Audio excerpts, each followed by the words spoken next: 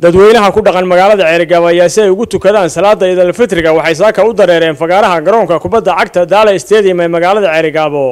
waxaana dadweynahan isugu jiray qaybaha kala duwan ee bulshadu ka kooban tahay munaasabadani kala qayb galay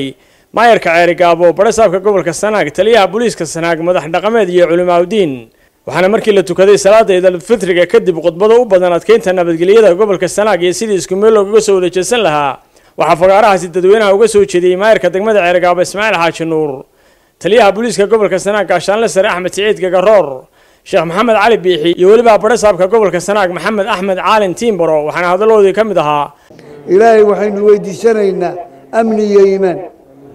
ilaahu amni iyo iimaan nasi ilaahu cibaadadii aanu soo marnay naga aqbal ilaahu fidnada taagan haday tahay ceelaf weyn iyo haday tahay sukarraq iyo haday tahay meel kastaba ilaahu naga baqti rabbow naga baqti ilaahu naga baqti waxaan codsanayaa ehlul xal wal aqd baynu intaas wada nahay muuminiin baatihiin muslimiin baatihiin waxa xunnaanu midowna booliis wada noqono annaguna waa khaldami karaaye wadada la isku soxaan isu maro inaan media iyo xan iyo shirada iyo isu marin laakiin aan naseexay isla nimaadna annaguna waa aqbalana diyaar baan nahay waxay tahay culumo marka nabadgelyo darra jirto arrinkoodu waa sharci Allah tukarraq waxaanu leenahay sharci Allah تعالف وين وحن لنا شرع الله وحمير يها ليس مرنا يا لبض قلو حقه تكرق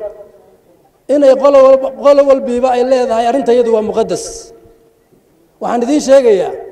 مقدس وح قدس نكي وحكت ريا مقال العالف وين وحن لا هاي سومالي هرتيد بي يجو عن قبيل يهيب الهين أي لبحين قاشامبور له هذا هبر لمان قال كان تبي تقنوا بيني سلاسي هانجرين oo iskaran waaye waxay tahay waxaan iyagana miiriyaha u marinaya reer ceelaf weynow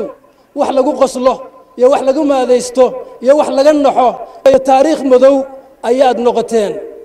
waxa maanta idin mayri kara wixii hore oo dhan waxa idin ka mayri kara inaad nabadaan oo heshiisaan oo gacmaha is qabsataan oo aydun lillaahi u heshiisaan waxaynu walaalayaal isku waaninaynaa inaynu amnigeena ilaashano wax kale inaga xumi ma jiraan haddaynu amnigeena inaashno iimaankeenuna uu sugmaya haddii iimaankeenu sugmana siraal mustaqiimkeenu qabsanayna insha Allah waxaan idin leeyahay oo kula dardaarmaynaa adeeraan nabadgelyada inaashno ka daalinka ee reerkiini aakhiro dhan ku raaci maayo qabriga kula gali maayo amalkaaga kula galiya isaga wuxuu sheego hagaaji qolan saxaafada iyana mid dardaaran siinayaaye xumaan daydeegeedina adeerka waan tooba iska daaya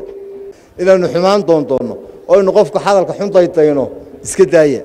waxa ka wanaagsan inaan ka hadalka wanaagsan ku hadlayo daytaydaan waa Cabdullaahi Xuseen Darwiish Somali Cable TV